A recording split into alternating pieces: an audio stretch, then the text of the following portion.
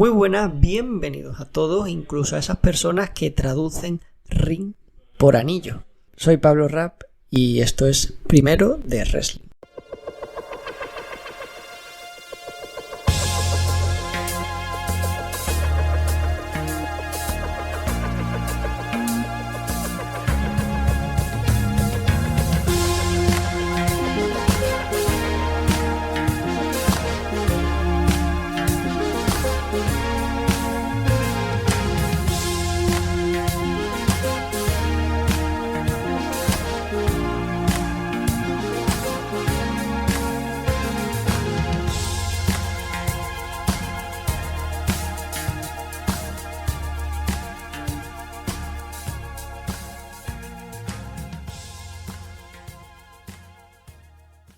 Se acaba el verano y con el verano se acaban los especiales de Primero de Wrestling. Hemos hablado de literatura, hemos hablado de música y por Twitter me decían que la lógica diría que hoy tocaría hablar de cine. Pues va a ser que no. Hoy hablamos sobre periodismo y lucha libre. Sobre la gente que se dedica a hacer periodismo dentro del wrestling.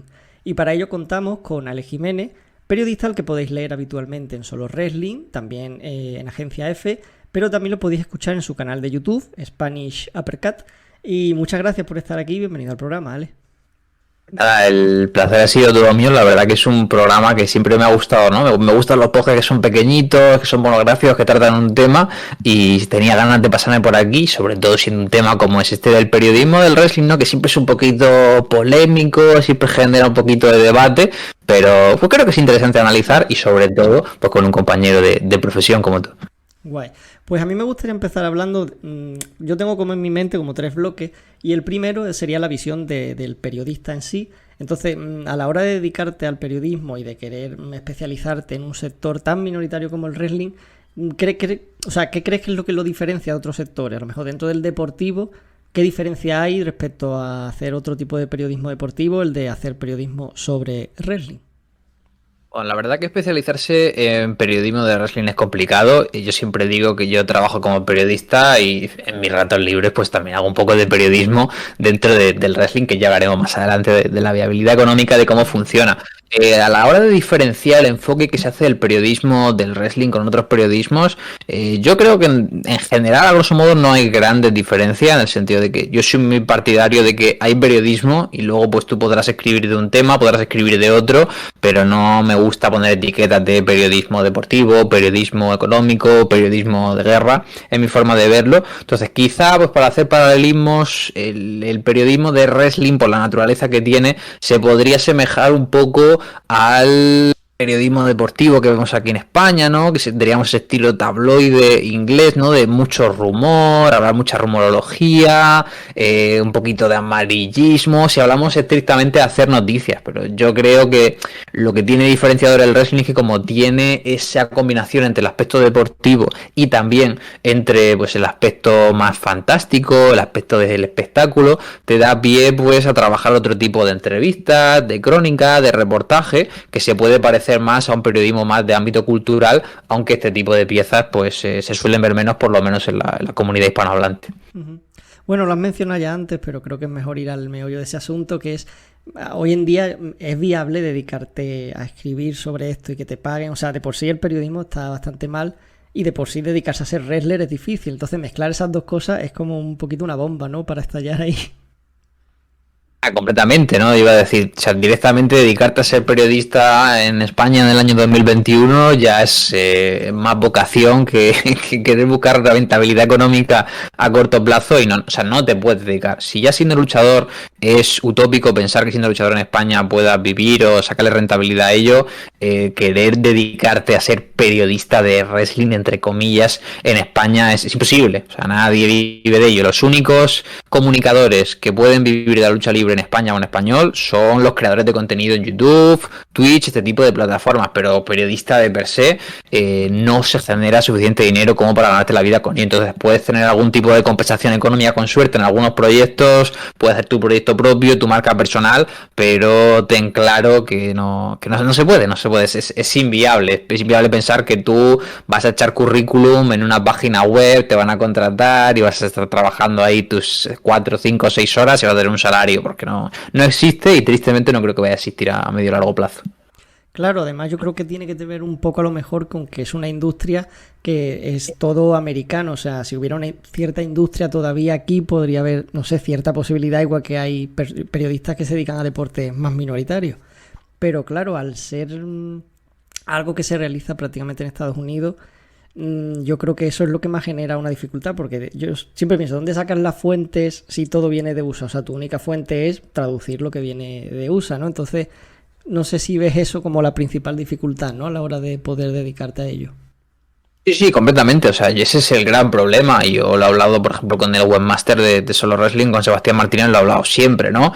Que nosotros desde España lo que necesita una página web para generar ingresos es tener tráfico. Para generar tráfico necesitas generar contenido. Y el contenido principal de una página web de noticias, spoiler, es hacer noticias.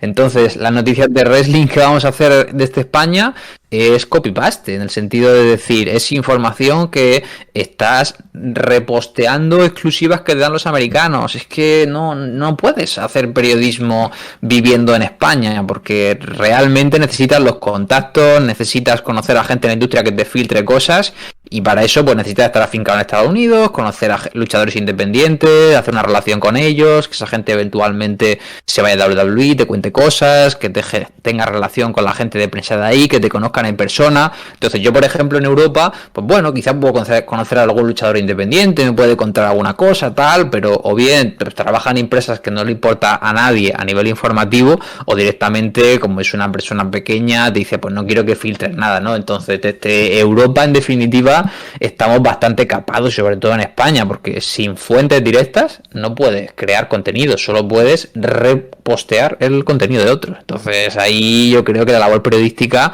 se reduce muchísimo. Sí, sí. Bueno, después entraremos en las críticas típicas que se hacen como lector, pero yo antes no soy una persona muy corporativista, pero quiero romper una lanza a favor de un trabajo un poquillo ingrato y poco, ¿no? Se saca poco beneficio, que es el de escribir noticias, que al final es lo que pasa, yo que sé, el 90% de la producción de cualquier página web, de Solo Wrestling o de cualquiera. Y claro, al final es eso, o sea, cómo decides de todo lo que sale en varios medios americanos, cómo filtras, esto puede tener más audiencia, esto no, qué criterios seguís más o menos en la web, no sé. La verdad que es complicado, no sabría decirte exactamente porque yo soy una persona, podemos decir un poco, siempre he sido muy independiente, ¿no? En el sentido de decir que me ha gustado hablar de empresas más pequeñas, ese tipo de cobertura. Entonces, hace años, cuando sí que escribía noticias en plan regular en Solo Wrestling, pues los criterios había de todo, como en cualquier diario, ¿no? Si estás en un diario en agosto y no hay temas, pues un tema que igual en abril, cuando hay un flujo informativo constante, no pasarías, pues en agosto, cuando no hay nada, lo metes, ¿no? Entonces, hay días que no hay nada, pues vas a buscar declaraciones de X persona relevante en un podcast. Cuando hay más movimiento, pues te riges por un criterio de decir, pues vamos a escribir primero noticias importantes de WWE, teniendo por importante pues carteleras, rumores, últimas horas, luego metes otras empresas, darle algún enfoque interesante. Entonces yo creo que siempre, por mi experiencia personal, sí que se mira en crear contenido, se intenta hacer un balance entre noticias que ofrezcan cierta calidad con noticias que vayan a traerte visitas, clics o tráfico, pero en la mayoría de casos es buscar qué es lo último que se dice WWE, que se pueda sacar algo, que dice obviamente sabiendo filtrar, ¿no? Porque decir, bueno, cuáles son las fuentes que son más claras, cuáles son las personas que podemos tachar de rumores y cuál es la gente que se limita a esparcir fake news, decir que tiene contacto y no los tiene, eso se intenta quitar. Entonces es un proceso pues también, ¿no?, ciertamente ingrato, como comenta, ¿no?, el tema de filtrado, porque a fin de cuentas a lo largo del día se publican muchísimas noticias en inglés y tienes, dentro de que no hagas contenido propio, tienes que saber elegir, enfocar, ¿no? Decir, vamos a hacer un titular por aquí, tiramos por acá, porque muchas veces tú ves una noticia en inglés y tiene un enfoque muy amarillista, igual pues filtrarlo un poco para que no sea así, evitar el clickbait, cosas por el estilo. Pero últimamente tampoco sabría decirte, porque ya digo que pues, mi labor en Solo Wrestling se limita a cubrir pues ciertas noticias de algunas empresas, hacer algunos artículos y no estoy tanto en el proceso de redacción de noticias diario. Vale. Lo que sí me he fijado desde hace, bueno, ya hace bastante tiempo a lo mejor, pero antes no lo veía tanto, hace años en Solo Wrestling, caso concreto, que es, ya que las noticias están en otro país, por lo menos intentar tener contenido exclusivo en forma de entrevistas, ¿no? Y no sé cómo se consigue eso, o sea, vais llamando a la puerta a ver quién os abre, ¿no? Porque A mí personalmente las que más me interesan suelen ser las de luchadores más desconocidos, ¿eh? Yo recuerdo hace unos meses, a lo mejor hace un año, no lo sé, pero hace tiempo que colgaste una entrevista a este luchador de NWA, a ver si me sale el nombre, Siki Dice, o no sé cómo se pronuncia, que lleva una riñonera y tal, y me pareció una entrevista fantástica, y además, si no lo conoces, si no sigues la NWA, pues te da a conocer a un nuevo luchador. Entonces, eso, cómo llega un español y le pregunta a un luchador independiente americano, oye, mira, que te quiero entrevistar para una página española, ¿no? No, bueno, me alegro de que te guste porque eso es lo fundamental, ¿no? Y lo ideal sería hacer muchas más entrevistas, pero claro, las entrevistas requieren pues un trabajo de producción previo, el tema de hacerlo, cuadrar horarios con un americano con la diferencia horaria que siempre es un poco complicado, ¿no? Transcribir, etcétera, etcétera, pero es algo que por lo que siempre se ha apostado. Entonces el proceso aquí, pues bueno, las entrevistas con empresas más grandes como puede ser WWE, pues por ejemplo, tú hablas con la gente de prensa, se hacen pues determinadas ruedas de prensa previas a eventos, o cuando están con la promoción de un pay-per-view te suelen ofrecer a tal, pero a nivel independiente es un poco así, ¿no? A nivel independiente es decir, pues bueno, vamos a ver qué temas son interesantes o qué luchador nos gusta y pues creemos que puede ser llamativo, y es ponerte en contacto con ellos. Normalmente tienen un mail de contacto, hay gente que tiene los mensajes directos abiertos y es pues preguntarle, ¿no? Y al hecho, aunque sea una página hispanohablante, pues si ven que es una página hispanohablante que tiene pues mucha difusión, que tiene seguidores en Twitter, que tiene un volumen de visitas, pues normalmente si tienen tiempo se suelen animar, aunque obviamente no todos. Yo por ejemplo, pues a nivel personal, pues sí que busco con gente independiente, con gente que si has hablado de ellos previamente, pues van a estar más predispuestos que si de repente le das un follow random y le dices te quiero hacer una entrevista y dirán, ¿por qué? Si nunca has hablado de mí, ¿no? Pero luego, por ejemplo, con Ring of Honor sí que son muy transparentes a la hora de trabajar, tiene un equipo de relaciones públicas muy bueno, y pues tenemos contacto con él y le decimos, mira, pues me interesaría hablar con tal talento, y él hace intermediario y te ofrece una entrevista. Entonces, pues con empresas más grandes siempre hay un intermediario, pero con talento independiente es comunicación directa y un poquito de suerte, ¿no? También que te hagan caso. Ya. Hablando, mira, me viene muy bien eso que has dicho, porque tú tendrás ya, al ser muy fan y llevar muchos años, tú tendrás cierta relación con eso, con la gente de Ring of Honor. Y yo a veces lo pienso, existe un poco a lo mejor el estigma de, a lo mejor ya contigo no porque te conocen, pero al empezar el estigma ese de, bueno, son fans que quieren ir gratis a shows, ¿no? Que también ocurre mucho en música, en cultura, en otras secciones. Entonces no sé si en el wrestling existe ese estigma. A mí me da la sensación de que cuando estás empezando seguro que sí, ¿verdad? Yo creo que existe la estigma y bueno, una vez me sentí bastante insultado porque cuando ya llevaba como un par de años yendo a shows de Ring of Honor y el primer show que fui de Ring of Honor acreditado fui incluso pagando mi entrada antes y tuve un pase de prensa previo para hacer entrevistas y demás, pero como siempre me he dedicado al periodismo, ya sea estudiándolo, luego ejerciéndolo, yo tenía claro que yo no iba a ir pues un meet and greet gratis, ¿no? Como vemos con este tipo de blogs o de web del mundo de la música, del cine, este estigma que existe, sino que es como yo voy a trabajar, voy a hacer publicidad de tu show, voy a hacer entrevistas, voy a ver el show para hacer una crónica, y no es que vaya a comerme unos nachos y rascarme la barriga ahí. Y recuerdo perfectamente que Ring of Honor hizo una gira conjunta con RevPro, que es una empresa de Reino Unido, y tenía Ring of Honor un show un sábado y RevPro tenía un show el viernes en el mismo pabellón. Pillé acreditación para Ring of Honor el sábado y quería acreditación para el show de RevPro el viernes. Mandé emails, pasaban de mí, Ring of Honor me dijo, lo gestionan todos ellos, habla con ellos. Hicieron como una sesión de preguntas y respuestas abiertas en Twitter y dije, oye, ¿tenéis un contacto de prensa para hacer un request por un tema de unas acreditaciones? Y me citaron el tweet como mofándose y me dijeron, lo siento, pero no vamos regalando entradas por ahí, si quieres entradas tienes que pagarlas. Y yo pensando, ¿cómo se puede ser tan payaso, ¿no? Decirle a un periodista que lo que quiere es entrada gratis. Entonces yo creo que en algunas empresas indies sí que existe ese estigma de, no hombre, esto lo que quieren son entradas gratis y quieren entrevistas que la hagan fuera, pero cuando te metes en una empresa como es Ring of Honor, como es WWE, como es All Elite, pues sí que son empresas serias, que te dan tus entrevistas, vas a las pabellones, te montan tu zona de prensa, te dan el tiempo que tú quieras, te pasan la lista de talento. Entonces hay una gran diferencia entre el mundo independiente, que creo que sí que tiene el estigma de, este es un fan que quiere pasar gratis, que tiene un podcast random, a una empresa grande que intenta tratarte con mayor o menor profesionalidad. Ya, bueno, supongo que también tendrá que ver con las empresas que tienen un departamento, una persona dedicada a cosas de comunicación, y los que tienen, yo que sé a quién.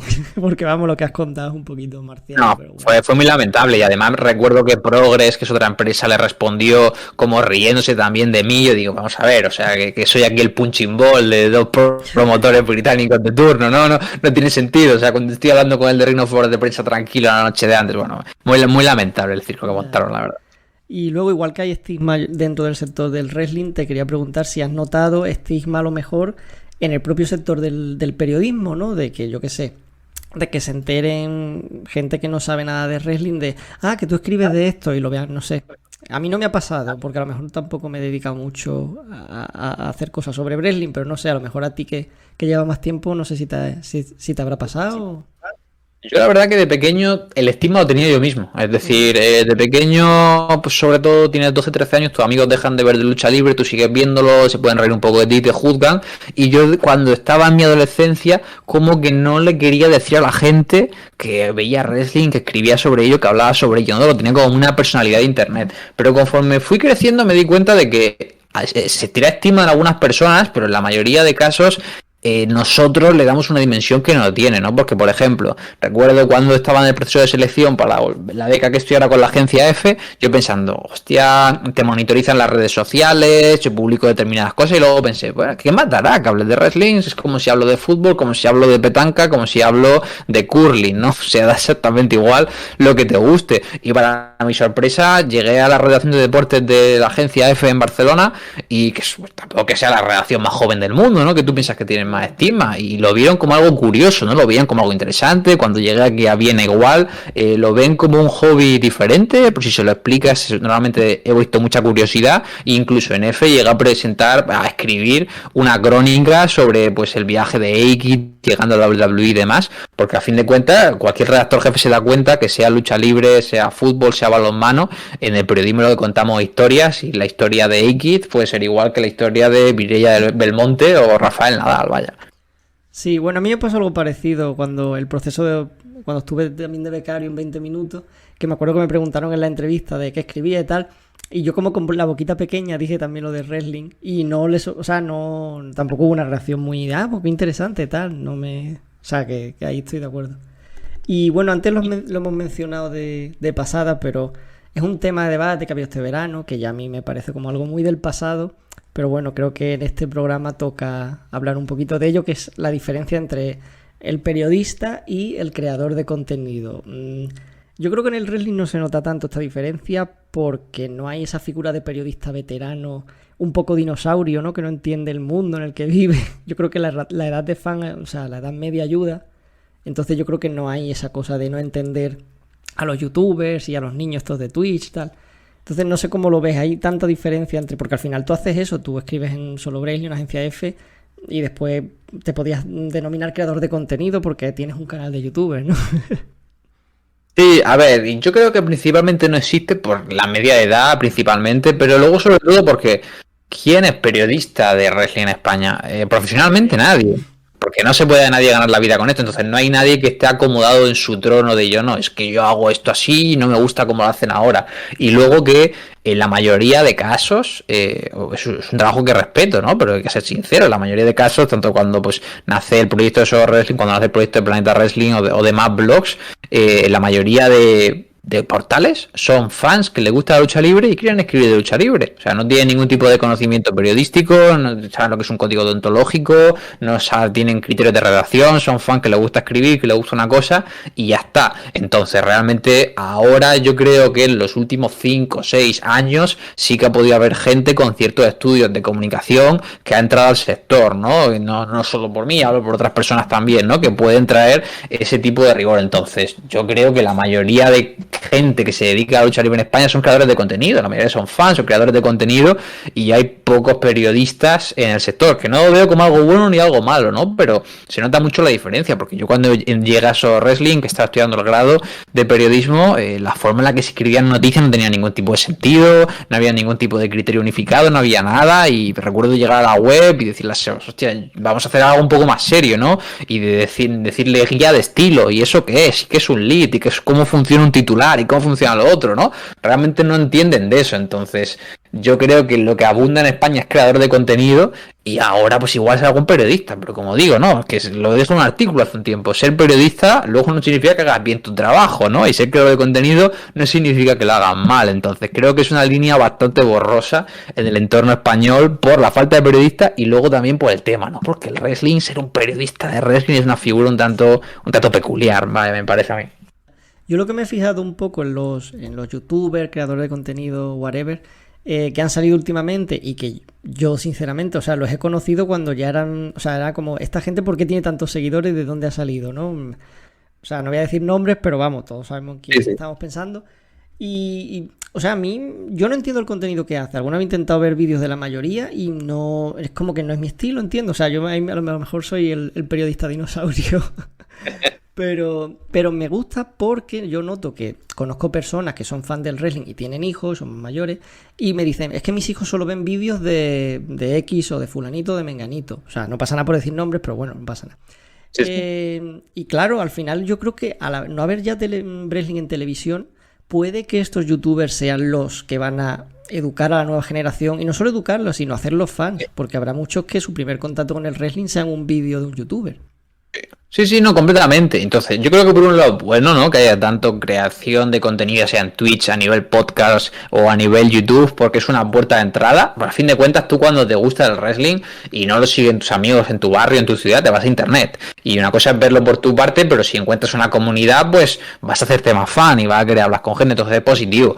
Pero luego también me preocupa lo que comentan, ¿no? Que esta gente sea el referente de una generación, ¿no? Porque conocemos todos creadores de contenido que pues tienen las peores prácticas de, como decía antes, ¿no? De lo que podría ser un tabloide británico, de lo que podría ser el sensacionalismo más barato del periodismo deportivo en España, ¿no? Entonces, que tu referente sea una persona que solo se mueve por reaccionando a esto, buscando la polémica, debates superficiales, tal, quedarte en la superficie, no me termina de gustar. Y luego, no sé si estarás de acuerdo conmigo, creo que la mayoría de creadores de contenido, que es legítimo, ¿no? Les gusta el wrestling, quieren ganarse la vida con ello, entonces dicen, si me quiero ganar la vida en un producto de nicho, tengo que hablar de lo más mainstream dentro del nicho, que es WWE, ¿no? Pero entonces crean esta idea de WWE centrismo, ¿no? Que parece que no pueden hablar súper mal de la empresa, porque saben que es su fuente de ingresos y aspiran a acabar trabajando ahí, por lo tanto, entonces yo creo que hay mucho creador de contenido que entiende que la ruta para ganarse la vida de esto es hablar de WWE y conseguir algo con WWE, y veo como que se resigna mucho y acaban siendo un poco más publicidad de la empresa que creadores de contenido por gusto. Vaya, no sé, igual es una idea mía, no sé si piensas parecido. Sí, bueno, es muy lícito en cualquier caso, ¿no? No sé. Claro. Sí, yo lo veo también, pero claro, ¿qué haces si al final la mayor parte de tu audiencia conoce W o sigue W o ve el network o lo seguía en Neox? Claro, al final es esta cosa del periodista de, bueno, ¿qué es lo que da audiencia? Pues tendré que hacer eso, ¿no? Sí, no, pero esa es la dicotomía de siempre, entonces, o sea, yo creo que se puede encontrar un equilibrio, ¿no? Quiero decir, la gente dice, no, es que yo solo hablo de esto porque esto es lo que ve la gente, y es como, bueno, igual a la gente no ve otra cosa porque no sabe que existe otra cosa, ¿no? Y si tú, que tienes tanta influencia, le dices que existe, igual lo ves, no lo va a ver al mismo nivel que lo otro, pero lo acabará viendo, ¿no? Yo creo que también es culpa del creador de contenido, del periodista en una sección de deportes, cuando solo quiere hablar de fútbol y no habla de otro deporte, ¿sabes? Creo que se puede encontrar el equilibrio, pero tristemente creo que aquí los creadores de contenido sí que siguen prácticas de estos dinosaurios periodísticos que hablamos de redacciones en España. Bueno, pasando ya al bloque este de críticas habituales que se hacen como lectores, bueno, yo creo que hay que empezar por lo evidente, que bueno, tenemos que hablar de Meltzer, ¿no? Como si fuera la película esta. En fin, ¿cómo sabes de quién fiarte? Porque yo a veces leo cosas en inglés, te lo juro, 3 o 4 párrafos de noticias, y cuando acaba la noticia pienso, ¿de qué me ha contado? Nada, no me he enterado absolutamente, o sea, no sé qué me está contando, no entiendo nada. Leo la noticia y es como, probablemente haya cambios, si no los hay, pues es que no hay cambios. Una cosa así, yo lo he leído miles de veces y lo que no entiendo es que se hagan reportes sobre ello todo el rato, o sea, no lo entiendo. ¿Tú lo entiendes? No, bueno, yo entiendo que esa necesidad de generar contenido, ¿no? Y tienes que generar contenido de alguna forma y a fin de cuentas vives de la rumorología, pero claro, hay rumores que pueden tener más fuerza y luego otros que es simplemente paja, ¿no? Es decir, bueno, esto es posible. Yo romperé una lanza a favor de muchos periodistas, y sí que es cierto que, bueno, los planes en la lucha libre pueden cambiar porque a fin de cuentas es un guión, tiene muchas cosas. Tú igual, yo tengo una fuente dentro de la empresa que me ha dicho, bueno, yo he escuchado cómo hablan de esto, y que luego al final no pase, no significa que te haya mentido esa persona y que te haya mentido, sino simplemente que hayan cambiado los planes o que esa persona no se haya enterado.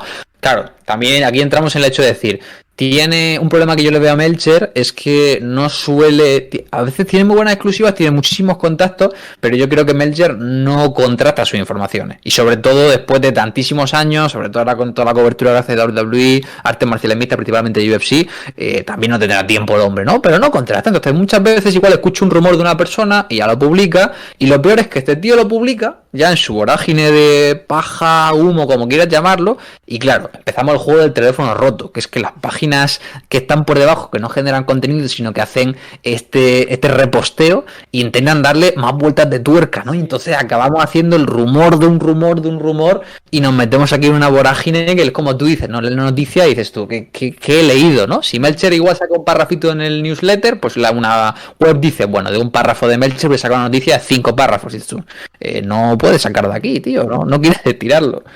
No, o el ejemplo el otro día, hace un par de semanas con SummerSlam, que le hicieron una entrevista a Nick Khan y decía, básicamente, le preguntaban por la duración de Raw y él decía, bueno, pues si Raw durara 4 horas, mejor para nosotros porque ganamos más dinero, ¿no? Y eso acabó en titular diciendo, nos estamos planteando que Raw dure 4 horas. Y era como, bueno, a ver, ¿alguien escucha la entrevista, no? Esta cosa de... acudir a la fuente, o sea, si tú lo que lees no te cuadra, tío, tienes la entrevista o tienes el podcast o tienes lo que sea. Con Melcher pasa mucho, porque Melcher muchas cosas las dice en su programa de radio, en el Reino Server Radio, y mucha gente no lo escucha. Entonces jugamos eso al teléfono roto. Tú lees que alguien ha dicho tal y en vez de comprobar que esa persona ha dicho cuál, pues lo copias y ya está. Y es como, bueno, y aquí es donde digo que se nota mucho que la gente que está en estas páginas web no tienen esa formación periodística, ¿no? Porque es un criterio básico decir, si tú lees una noticia que habla de que alguien ha dicho tal en un vídeo, vete a ver el vídeo primero, no te fíes de que te lo estén contando. Y luego otra crítica habitual que, bueno, yo creo que por épocas ha mejorado, después otra vez parece que da un paso atrás. No hablo de ninguna página en concreto, hablo en general para no señalar a nadie, pero es el tema de las traducciones, que ya esto es una cosa de nosotros los españoles, porque eso en las páginas americanas no pasa, transcriben y ya está, pero después llegas a las páginas españolas y hay veces que, lo que yo te digo, a lo mejor he leído antes la noticia en inglés y cuando la leo en español digo, esto está mal traducido, no quiere decir esto. Y ya, pues bueno, se hace lo que tú dices, el teléfono es roto. Entonces, sí, no, totalmente. Pero... o sea, yo creo que con las páginas web de Wrestling Español, las acciones de Google Translator se disparan, ¿no? Cada vez a lo tarde. Pero ¿por qué ocurre esto? O sea, no lo entiendo. A estas alturas creo que la mayoría tenemos un nivel medio de... O sea, que también lanzo una lanza a favor porque por mucho inglés que sepas, a mí me ha pasado de leer... cosas en inglés y no saber una palabra y liarla con la traducción. A mí me ha pasado. Pero con tanta... O sea, una cosa es eso y otra cosa es traducir ring como anillo. Sí, no, a ver, yo soy siempre una persona que dice, si tú no estás seguro de una traducción, no la publiques. No la publiques, no, o compruébalo antes, pero si tú no estás seguro de lo que estás publicando, no lo publiques, porque una cosa es que tú no estés seguro, pero vas a esparcir una cosa que no sabes si es verdad o mentira. Entonces, yo creo que el problema principal es que la mayoría de gente que escribe, de nuevo, en este tipo de páginas, ropa una lanza también a favor de ellos, es gente no profesional, son fans, muchos de ellos son incluso fans jóvenes, ¿no? 15, 16, 17 años, gente joven que está empezando, que le gusta el mundillo, que no tiene tan buen inglés, y ellos lo hacen con buena fe, decir, bueno, vamos a traducir tal y cual, no sé qué, y la lían, ¿no? Porque no tienes tanto manejo de inglés, porque tú puedes entender inglés para ver una serie, pero no es lo mismo traducir e interpretar un texto que normalmente viene pues de un podcast, que es un lenguaje más coloquial, tal, entonces hay un problema grave, ¿no? Entonces...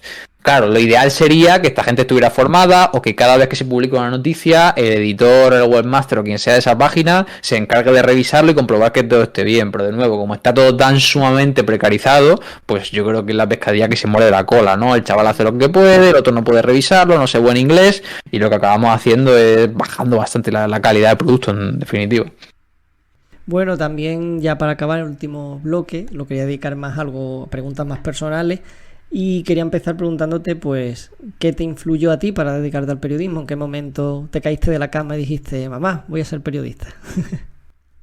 Bueno, la verdad es que es curioso, porque cuando era muy muy pequeño, pues tampoco era una cosa que tuviera en mente ni nada por el estilo, no era una profesión que me llamara mucho la atención, Pero yo creo que el momento en el que yo me planteo ser periodista, yo tenía mis aficiones, me gustaba la lucha libre, me gustaban otras cosas, y yo recuerdo, pues, no sé, tener 10, 12, 13 años y sentarme los lunes por la noche con mi padre y con mi hermano a ver en el Canal Plus Fiebre Maldini, ¿no? Y ver a Julio Maldonado, ver a Gaby Ruiz, a Iván Castelló, a Filippo Ricci, a Guy Uzquiano, ese grupo de periodistas que hacían un periodismo distinto, que les gustaba hacer crónica, que hacían reportaje, que hacían análisis, que hacían otro tipo de cosas de lo que yo veía en televisión y decía, joder, tío, mira qué bien se lo pasa a esta gente y se gana la vida hablando de lo que gusta y además me están enseñando un montón de cosas, estoy aprendiendo, ellos disfrutan aprendiendo y contándolo, ¿no? Me fascinó eso de decir, estoy trabajando algo que me gusta y no solo me sirve para aprender, sino para enseñárselo a más personas, ¿no? Entonces fue como la idea que me voló un poco a la cabeza